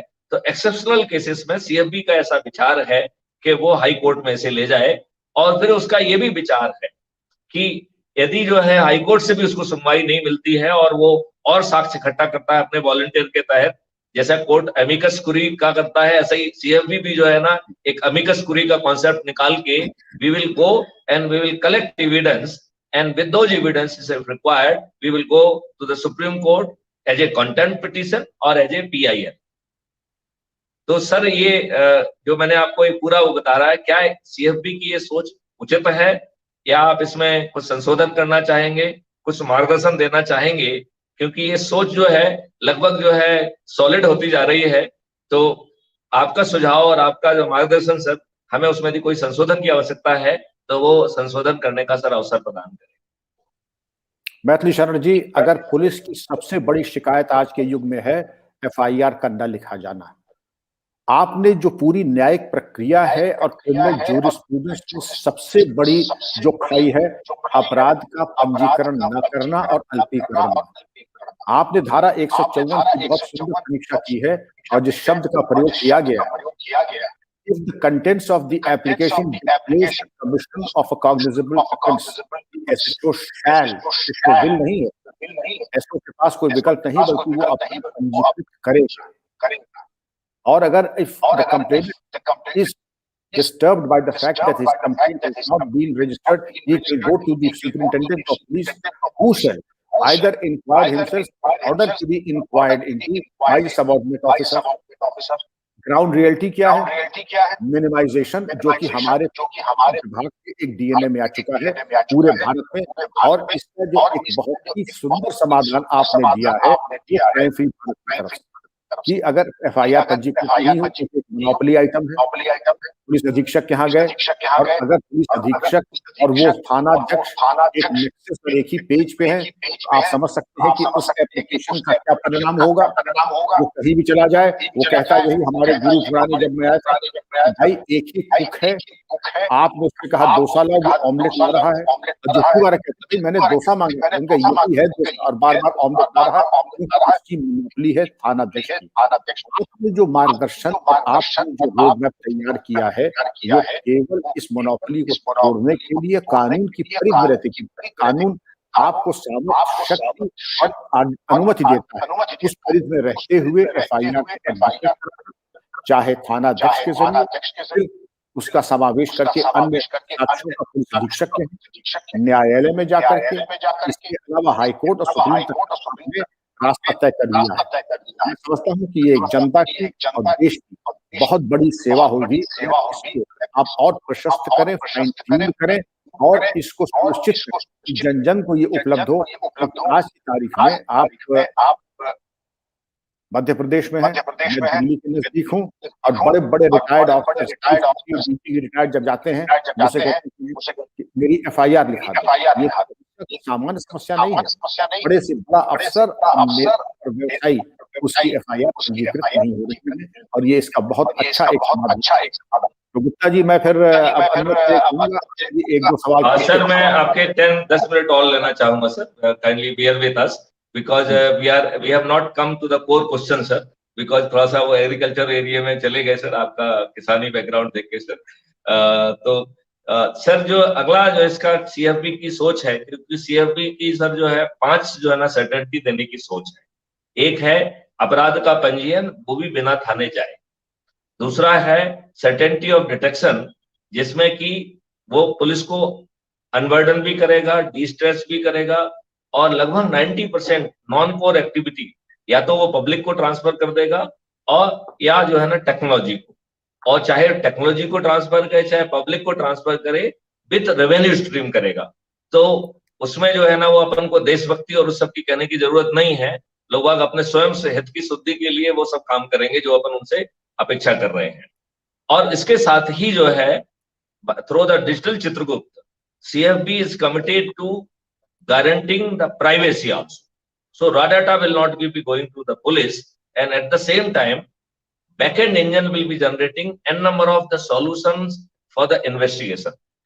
तो कायदे से जो CFB है वो सरकार के अंदर से यदि ऑपरेट करती है तो सबसे बेस्ट परिणाम होंगे। लेकिन हमारा सोचना ये था कि जब तक ऐसा नहीं हो पा रहा है तो क्या हम मुख प्रदर्शक बने रहें या कुछ ऐसा कर लें जो हम कर पाने की सोच रखते हैं, क्षमता रखते हैं। तो हमारे बैकएंड इंजन जो है समाज प्रोबेबिलिटीज के आधार पर कहां पे साबित हो सकता है, इन सबको निकाल के 91 में कहां से क्या लेना है वो सब ये जो है उसका एक बना के एक इन्वेस्टिगेशन लीड बना के थाना प्रभारी को दे, फिर वही इन्वेस्टिगेशन लीड जो है एसपी को दे और एसपी से कहे कि भाई आप सुपरवाइजरी ऑफिसर हैं, हम अनुग्रहित होंगे कि आप जो है इनको अपने सुपरविजन नोट में इंक्लूड करें। ठीक है ना।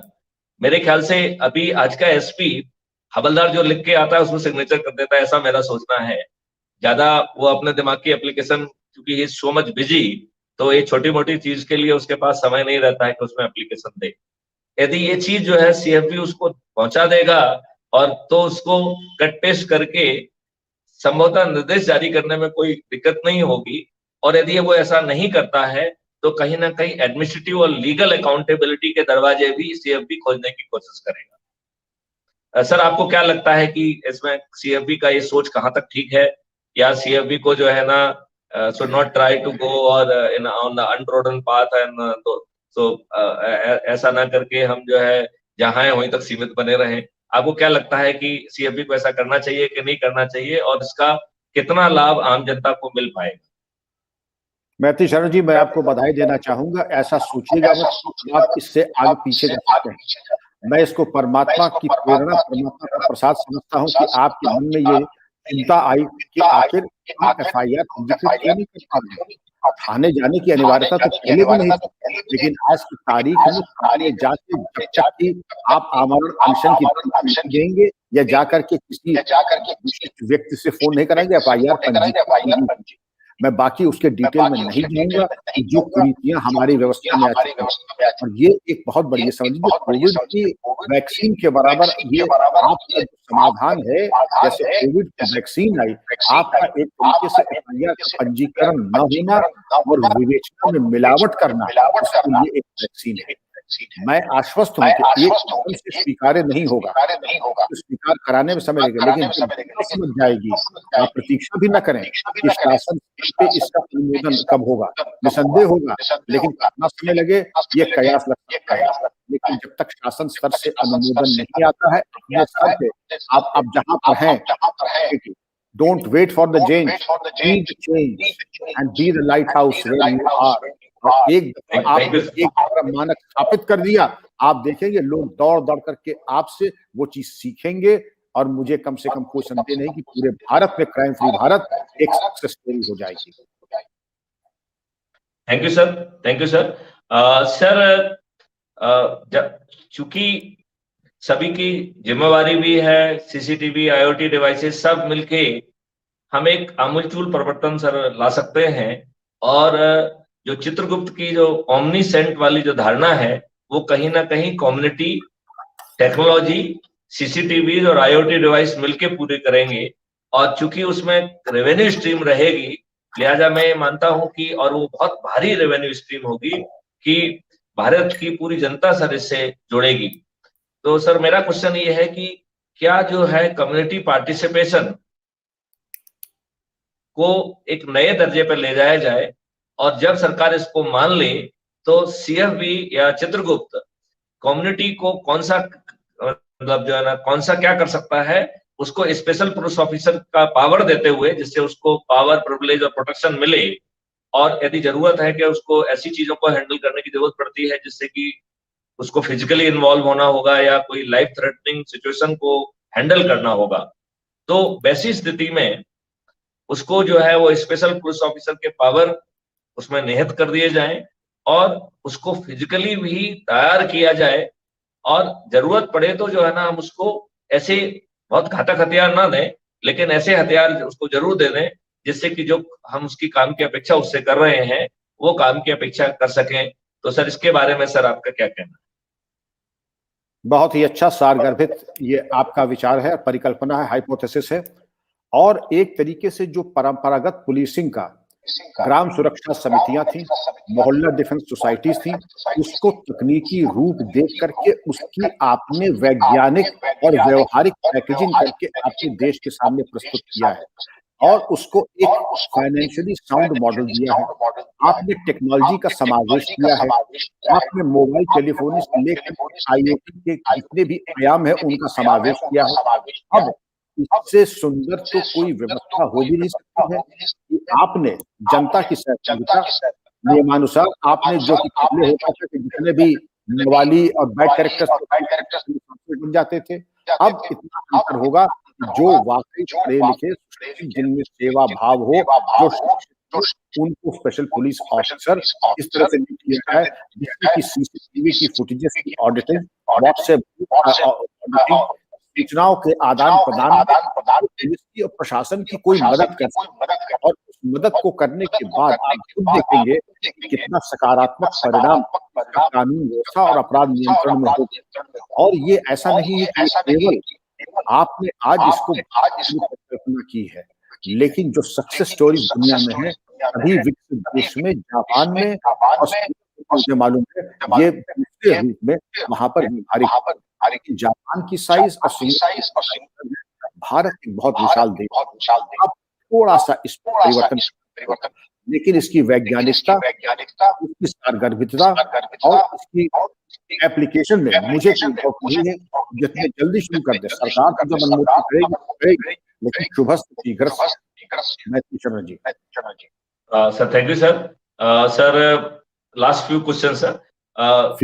मैं समझता हूँ how to sir use creativity and innovation of young technical and legal and other talents, including agriculture talents, for digital Chitragupt and for ensuring that transparency, efficiency, and privacy is the answer for the present day problem. I'm sure privacy is a $1 billion question, and as has been enshrined by the recent Supreme Court judgment and application of mine and incorporating the best international practices, I'm sure that this is perfectly doable.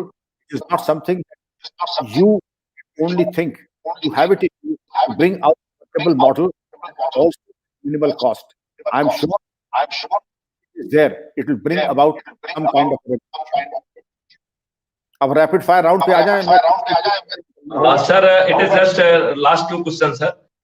Sir it says that how to reach out to Honorable PM and HM, because if this has to be implemented from inside, then the blessing of Honorable Prime Minister and Honorable HM is essential.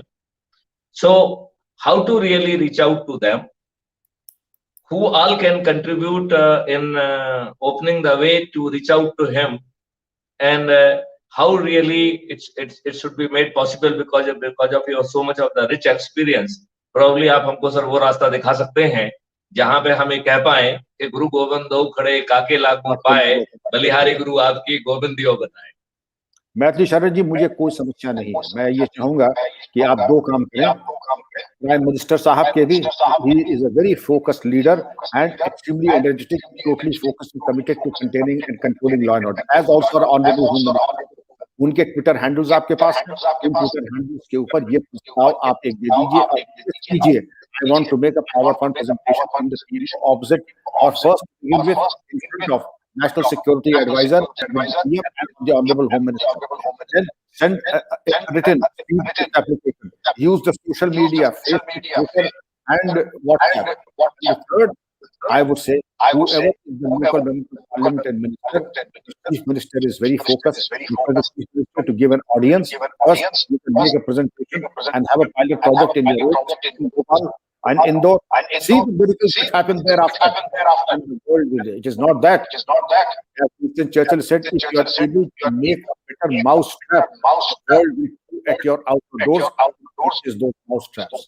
Aapka jo idea, nothing is more powerful than an idea whose time, and your idea is so relevant and people friendly.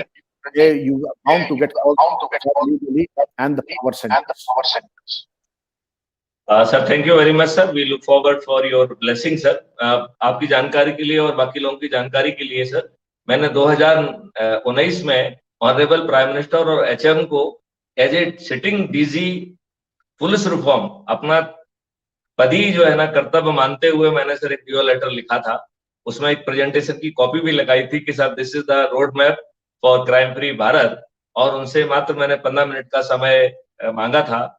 मुझे नहीं मालूम है कि इस bureaucratic उसमें वो कहाँ गुम गया, लेकिन कहीं कोई रिस्पांस नहीं मिला। मैंने विभिन्न तरीके से PM पोर्टल पे और यहाँ वहाँ हमने अपने आइडियाज को अपलोड किया। एक आध जगह कुछ छोटा मोटा रिस्पांस आया कि साहब जो है आपका ग्रेवेंस वहां भेज दिया गया, और जैसे ही ग्रेवेंस वर्ड का यूज होता था मेरे पूरे शरीर में जो है ना बिच्छू काट लेते थे। मुझे लगता है कि मुझे कोई ग्रेवेंस नहीं है, मैं एकदम सुखी प्राणी हूँ। मुझे जो है एक समस्या का समाधान है, वो मेरा ग्रेवेंस नहीं है, मेरा आइडिया है, मेरा विजन है and a full fledge pathways है जिसके सॉल्यूशन मैं किसी दूसरे से अपेक्षा नहीं कर रहा हूं। बहुत सारे जो है ना स्टूडेंट्स और उनमें एनर्जी डाल के बहुत सारे हमने पैदा कर लिए हैं, और अभी हम we are still in the game and we are creating solution. And sir we are refusing to be the part of the problem, we want to be the part of solution. हम always sir जो है ना उसको belong करते हैं sir, उसी को हमेशा वो करते हैं सर। एंड लेकिन सर जो आपने मार्गदर्शन दिया है इसमें कहीं ना कहीं ये होता है कि बार बार दोहराइए। कहते हैं ना कि रस्सी के आते जाते जो है पत्थर पर भी निशान पड़ जाता है। तो यदि हमने पहले जो लिखा या अब तक जो कुछ किया शायद उसमें कुछ कमी रह गई है, तो यदि हम प्रयास जारी रखेंगे तो कहीं ना कहीं पत्थर पे जरूर निशान पड़ जाएगा। हालांकि हमारे प्राइम मिनिस्टर और एचएम जो है ना पत्थर नहीं है, वो बहुत ही जो है हृदय स्पर्शी व्यक्ति हैं, बहुत ही सेंसिटिव हैं। और जनरली ये कहा जाता है कि हम तो इतने अपन लोग इतने सर बड़े पदों पर से रिटायर हुए हैं, और वो एक बच्चा भी यदि उनको लिखता है और उनको बात टच करती है तो जरूर बुलाते हैं। तो मैं भी उस दिन का इंतजार करूंगा जब जो है देवी अहिल्या जैसा जो है भगवान राम का सिर जो है चरण उसमें लगेगा, और वो चरण वो क्या कहना चाहिए कि वो जो है ना उसका वो मतलब वो क्या कहना चाहिए, वो पत्थर जो है फिर से उसके जो पाप है वो हट जाएंगे, ऐसा जरूर होगा। तो वो कब्र जो है प्राइम मिनिस्टर नरेंद्र मोदी जी का पैर जो है उस पत्थर पे टकराएगा, उस दिन की प्रतीक्षा हमें रहेगी। अब सर लास्ट क्वेश्चन पे हम आ गए हैं कि what could be the role of NRIs and Indian diaspora and legal and technical experts for making crime-free Bharat and creating a healthy, wealthy, prosperous and blissful Bharat। तो केवल हम जो है मटेरियलिज्म की बात ना करें, बट और केवल हैप्पीनेस की बात भी ना करें कि can be enjoy the blissfulness. Let's not talk of the freebies sir, let's talk of the creating the purchasing power, जिससे कि हमारे व्यक्ति जो है ना जो ससम्मान अपनी चीजें खरीद पाए और उन्हें जो है अपने असमर्थता का जो है ना हमेशा बोझ ना होता रहे। हम ऐसे भारत को NRIs, Indian diaspora, legal, technical, academia और आप जैसे जो है सर पुरुष जो कि जिनका इतना रिच अनुभव है, उनके माध्यम से और उनके ज्ञान का यूज करते हुए कैसे सर जो है हम ऐसे भारत की स्थापना कर पाएंगे। Sir this is the last question sir. Thank you, Maithili Sharan ji. The Indian diaspora and the NRI population is a very valuable asset of India and our society, but very underutilized or unutilized. Their talent and their resources can be put to optimum use for national welfare and welfare of society. दुर्भाग्य ये है कि वो चिंतित बहुत रहते हैं क्योंकि उनके परिवारजन भारत में रहते हैं। वो भारत के हित और राष्ट्र के विकास के उन्नति के लिए निरंतर चिंतनशील रहते हैं, लेकिन वांछित प्लेटफॉर्म के अभाव में वो योगदान नहीं दे पाते हैं कि वो देना चाहते हैं। दुर्भाग्य से क्राउड फंडिंग वो तो पूरी करा लेते हैं। जो उपयुक्त लोग हैं, जो राष्ट्र की बात करते हैं, वो फंडिंग की बात भी नहीं करते, खैर नहीं है, लेकिन उनके पास जो फंड्स हैं, अगर आपकी उसमें कोई योगदान होता है तो बिल्कुल उसका समावेश होना ही चाहिए।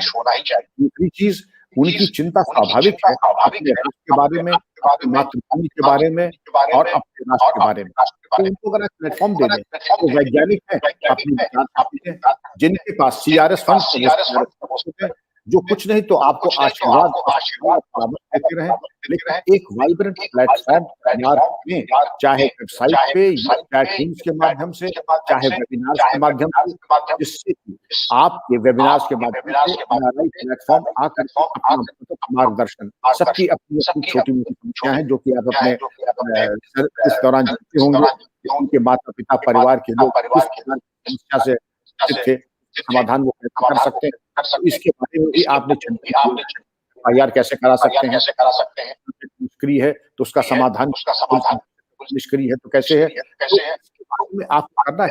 ये इनकी देशभक्ति है, जो पेट्रियोटिज्म है, वो बहुत उच्च कोटि का है और इनके अंदर एक स्वप्रेरणा है कि हम देश और समाज के लिए क्या क्या कर लें। इसलिए इनको इनके भावों, इनकी भावनात्मक जुड़ाव के साथ साथ और इनके जो पवित्र भाव हैं उनका सम्मान करते हुए इनको एक वांछित प्लेटफॉर्म और उनको एक माध्यम और एक साधन उपलब्ध कराएं, जिससे कि अगर ये कुछ करना चाहते हैं तो उनको पूरा अवसर मिल जाए। Maithili Sharan ji. Thank you sir. Last sir, would you like to make some appeal to Honorable Prime Minister and Home Minister and public at large, sir? बिल्कुल। हमें अपने आदरणीय प्रधानमंत्री जी श्री नरेंद्र मोदी जी, अपने यशस्वी गृह मंत्री के ऊपर, उनकी प्रतिभा पर पूरा विश्वास है कि इस उत्कृष्ट विचार का वो अपना मूल्यांकन कर लेंगे, और मूल्यांकन करने के उपरांत मैं समझता हूं कि जो जनहित और राष्ट्रहित में है, उनकी कृपा न केवल मैथिली शरण गुप्त जी के ऊपर, बल्कि क्राइम फ्री भारत के ऊपर, क्योंकि ये जनहित का एक विचार है, ये जनहित की योजना है, और मैं समझता हूं कि सबके हित की है। तो आप विशिष्ट महानुभावों की अगर कृपा मिल जाए, आशीर्वाद मिल जाए, तो मैं समझता हूं कि एक सूचना प्रौद्योगिकी के माध्यम से पुलिस व्यवस्था में भी एक अभूतपूर्व क्रांति सकारात्मक होगी। Thank you sir. At last sir, मैं बहुत बहुत आभारी हूँ सर कि आपने सर बहुत बहुमूल्य समय दिया है सर। आपने मुझे 1 घंटे का समय दिया था, लेकिन आपने आधा घंटे का और अतिरिक्त समय दिया। आपने इस बहुमूल्य समय के लिए मैं आभारी हूँ सर। आपने एक रास्ता दिखाया है, आपने एक एनर्जी दी है, एक संबल दिया है, उसके लिए हम आभारी हैं। और मैं पूरी क्राइम फ्री भारत टीम की ओर से सर आपको हृदय से हम धन्यवाद देते हैं। जय हिंद, जय भारत। जय हिंद, जय भारत। बड़ी कृपा आपकी, बहुत कृपा आपकी, धन्यवाद, बड़ी कृपा। Thank you.